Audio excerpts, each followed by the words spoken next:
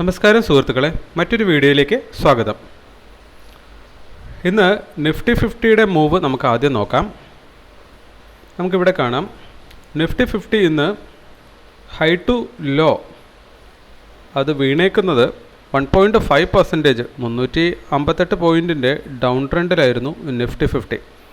നമുക്കറിയാം, ഇന്നലത്തെ ദിവസം ഡൊണാൾഡ് ട്രംപിൻ്റെ നികുതി തിരിവ ന്യൂസ് വന്നതിന് ശേഷം ഇന്ന് എന്തായാലും നല്ലൊരു ഫോള് നമ്മൾ പ്രതീക്ഷിച്ചിരുന്നതാണ് എല്ലാവരും.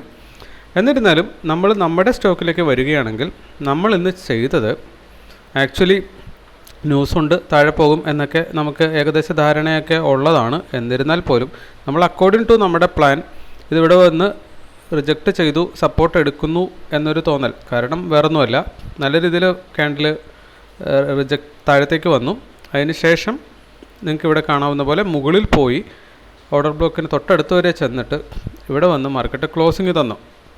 അപ്പോൾ നമ്മൾ കരുതി ഇനി ഇത് മുകളിലേക്ക് തന്നെ കയറി പോകുമായിരിക്കാം. ഒരുപക്ഷേ നമ്മൾ അറിയാം ഡൗൺഫോൾ വന്നേക്കാം എന്നതാണ് ന്യൂസിലൊക്കെ ഉള്ള സാധ്യത നമുക്ക് കണ്ടപ്പോൾ തോന്നിയിരുന്നത്. എങ്കിലും അതിന് എഗൻസ്റ്റായിട്ടൊരു മനിപ്പുലേഷൻ ഒരുപക്ഷെ നടന്നേക്കാം എന്ന തോന്നലിൻ്റെ പുറത്തും ഒപ്പം തന്നെ നമ്മളുടെ ഓർഡർ ബ്ലോക്ക് ഇതായതുകൊണ്ടും നമ്മൾ ഇവിടെ നിന്ന് എൻട്രി എടുത്തതിന് ശേഷം നമുക്കിത് കാണാവുന്നതാണ്. ആ ക്യാൻഡിൽ തന്നെ നേരെ ഡൗൺ സൈഡ് പോയിട്ട് നമ്മുടെ സ്റ്റോപ്പ് ലോസ് ഹിറ്റ് ചെയ്തേക്കുവാണ്, ആ വെരി സെയിം ക്യാൻഡിൽ തന്നെ. അപ്പോൾ 148 രൂപയോളം നമ്മളിന്ന് സ്റ്റോപ്പ് ലോസ് കൊടുത്തുകൊണ്ട് ട്രേഡ് ആ ഒരു ക്യാൻഡിൽ തന്നെ എക്സിറ്റ് ആവുകയാണ് ചെയ്തത്.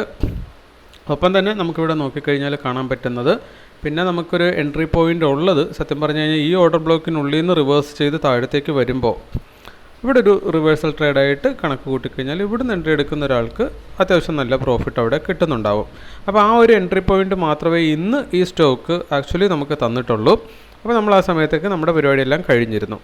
ഇനി ONGCയിലേക്ക് അതേപോലെ മറ്റ് സ്റ്റോക്കുകൾ ഇന്ന് എങ്ങനെ വർക്ക് ചെയ്തിട്ടുണ്ട് എന്ന് നോക്കിക്കഴിഞ്ഞാൽ നമ്മളുടെ order block strategy first candle നല്ലൊരു ഫോള് തന്നു, സെക്കൻഡ് ക്യാൻഡിലും അത് കണ്ടിന്യൂ ചെയ്തു. അതിനുശേഷം വന്ന് ഇവിടെ ഒരു റീടെസ്റ്റ് ഈ ഒരു ഓർഡർ ബ്ലോക്കിൽ എടുത്തതിന് ശേഷം അവിടുന്ന് ട്രെൻഡിന് അനുകൂലമായി എൻട്രി എടുക്കുന്ന ഒരാളെ സംബന്ധിച്ചിടത്തോളം അയാൾക്ക് ഇങ്ങോട്ട് 1:3, that means 3% change, that means 1:6 maximum ഇന്ന് കിട്ടാവുന്നൊരു മൂവാണിത് നടത്തിയേക്കുന്നത്.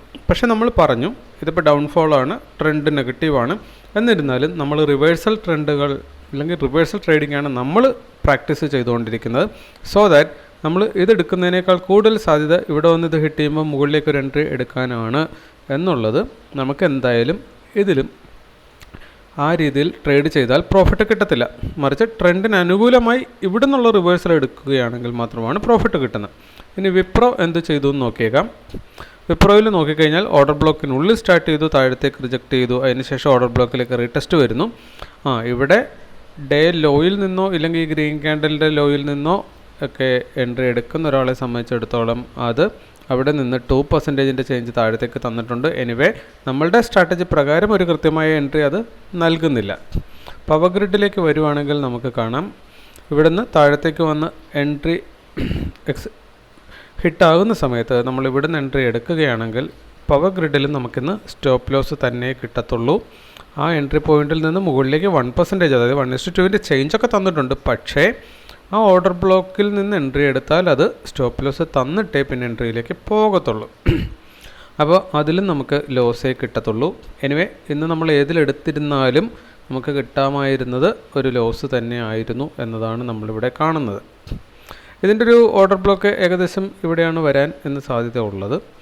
അപ്പോൾ താഴത്തേക്ക് കട്ട് ചെയ്തു, റീടെസ്റ്റ് ഇവിടെ വന്നു. ഇവിടെ നിന്ന് എൻട്രി എടുക്കുന്ന ഒരാളെ സംബന്ധിച്ചിടത്തോളം അതും നമുക്കിവിടെ ഇന്ന് സ്റ്റോപ്പ് ലോസ് തന്നതിന് ശേഷമേ താഴത്തേക്ക് മൂവ് ചെയ്യത്തുള്ളൂ. സോ ദാറ്റ് റിവേഴ്സൽ എൻട്രി അല്ലെങ്കിൽ ട്രെൻഡിന് അനുകൂലമായ എൻട്രി ഇന്നത്തെ ദിവസം നമുക്കറിയാം നല്ല വൊളാറ്റിലിറ്റി ഉണ്ടായിരുന്ന ദിവസമാണ്. ടൈറ്റായിട്ട് 0.5% സ്റ്റോപ്പ് ലോസ് വെക്കുന്ന ഒരാളെ സംബന്ധിച്ചിടത്തോളം അത് ഹിറ്റ് ചെയ്ത് പോകാനുള്ള സാധ്യത വളരെ കൂടുതലുള്ളതായിരുന്നു. അതുകൊണ്ട് തന്നെ ഇന്ന് എൻട്രി ഒന്നും കിട്ടിയിട്ടില്ല. ഇന്ന് നമ്മൾ നമ്മുടെ സെക്കൻഡ് ഫേസിലെ 4ാമത്തെ ട്രേഡിംഗ് ഡേ നമ്മൾ 3 ദിവസവും ലോസ് എടുത്തിട്ടുണ്ട്. നെറ്റ് 1 പോർഷൻ ലോസിലാണ് നമ്മൾ ഉള്ളത്. വിൻ റേഷ്യോ വരുന്നത് ഈ മാസത്തേത് 25% ആണ്.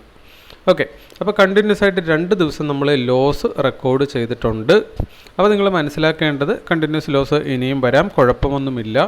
പ്രോ ട്രേഡേഴ്സ് ആയിട്ടുള്ള ആൾക്കാർ പറഞ്ഞു കേട്ടിട്ടുള്ളത് മാക്സിമം ഒരു 8-9 ദിവസം വരെയൊക്കെ കണ്ടിന്യൂസ് ആയിട്ട് ലോസ് ഏതൊരാൾക്കും സംഭവിക്കാവുന്നതാണ്. അത് ഏത് സ്ട്രാറ്റജി ചെയ്താലും സംഭവിക്കാവുന്നതാണ്. സോ ദാറ്റ് അതിൽ കഥയൊന്നുമില്ല. നമുക്ക് ഓവറോൾ ഒരു 40% ഇല്ല 50% വിൻ റേഷ്യോ പിടിക്കുക എന്നത് മാത്രമേ നമ്മുടെ ഉദ്ദേശമുള്ളൂ. അപ്പോൾ ഇന്നത്തെ ദിവസം നമുക്ക് പറയാൻ കൂടുതലായിട്ടൊന്നുമില്ല. എന്തായാലും ന്യൂസൊക്കെ വെച്ചിട്ട് ഡൗൺ ട്രെൻഡിലായിരുന്നു. ഇനിയിപ്പം നാളെ അത് എന്ത് ചെയ്യും എന്നത് നമുക്ക് നാളെ അറിയത്തുള്ളൂ. ഈ ന്യൂസ് വന്നതുകൊണ്ട് ഇന്ന് ഡൗൺഫോൾ ആയതുകൊണ്ട് നാളെ വേണമെങ്കിൽ ഡൗൺഫോൾ തന്നെ ഉണ്ടാവാം, അതല്ലെങ്കിൽ തിരിച്ചു കയറാനും മതി. അതിനെപ്പറ്റിയൊന്നും നമുക്ക് അറിയത്തില്ല. നമുക്ക് ആകപ്പാടെ ചെയ്യാൻ പറ്റുന്നത് നമ്മുടെ സ്ട്രാറ്റജി അനുസരിച്ചിട്ട് നമ്മുടെ നിയമാവലി അനുസരിച്ച് നമ്മൾ എൻട്രി എടുത്തുകൊണ്ടിരിക്കുക. ചിലപ്പോൾ ശരിയാകും, ചിലപ്പോൾ തെറ്റും. അത് നമ്മുടെ കൺട്രോളിലുള്ള കാര്യമല്ല. തെറ്റിപ്പോകുമ്പോൾ നമ്മൾ കൊടുക്കാനുള്ള ലോസ് മാത്രം കൊടുക്കുക, കൂടുതൽ കൊടുക്കാതിരിക്കുക, ഓവർ ട്രേഡ് ചെയ്യാതിരിക്കുക, ഒരേ ഒരു ട്രേഡ് മാത്രം ഒരു ദിവസം ചെയ്യുക എന്നതാണ് നമ്മളുടെ കാര്യങ്ങൾ. അപ്പോൾ ഇന്നത്തെ വീഡിയോ ഇത്രയേ ഉള്ളൂ. മറ്റൊരു വീഡിയോ ആയിട്ട് നമുക്ക് നാളെ വീണ്ടും കാണാം. Okay, thank you.